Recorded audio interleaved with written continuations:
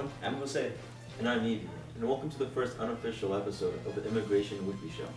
But the idea started back in April, but because of time and schedule conflicts, we couldn't do it at the time. You basically say you didn't plan it, right?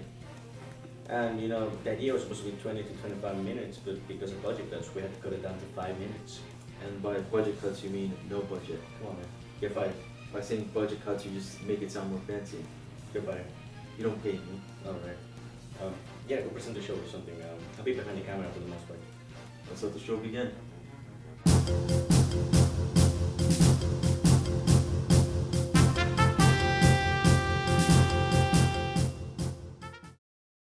Good morning, good afternoon, or good night, whenever you're watching this.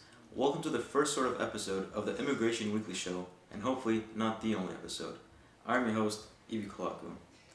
2013 was supposed to be the year for immigration reform, as a bill passed through the Senate. Unfortunately, because of good-for-nothing Congress, it was delayed. The White House administration hasn't been helpful either, with record deportations.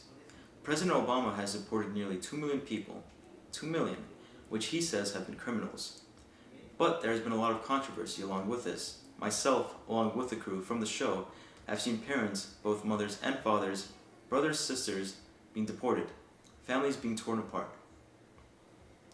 Although it has been a tough year, it has also shown that immigration reform can be achieved, and next year the movement of immigration reform will continue to grow stronger. Although good-for-nothing Congress has gone on their break, that hasn't stopped activists to continue to fight for their families.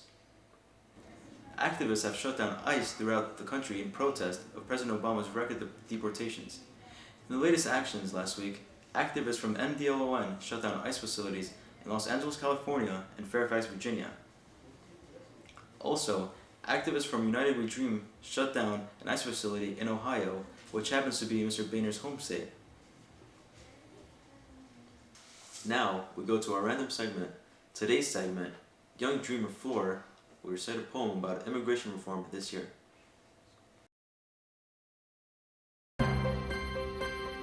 Boehner, Grinch, and Obama, the deporter-in-chief. The Senate bill is far from perfect. To tell you the truth, it has some amendments that we didn't expect, but it's a huge step in the right direction to fix the broken laws of immigration for the better of this nation. Immigration reform is all I wanted for these holidays, but it was blocked in the House in many ways.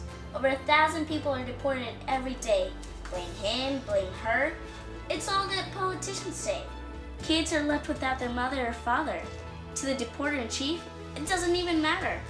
Boehner the Grinch had a chance to bring the bill to a vote on the floor.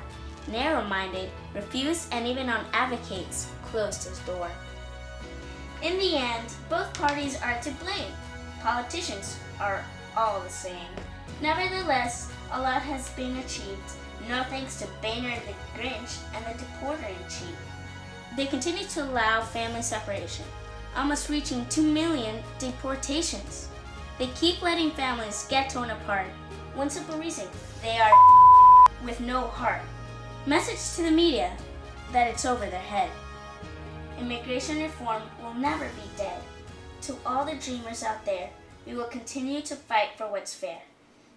2014 will be the year that we win. We will continue to fight for our American dream. That's all the show for today, guys. Thanks for watching.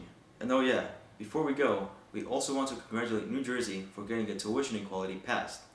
New Jersey happens to be another state that adds the DREAM Act to its list. Congrats, New Jersey, and happy holidays to everyone.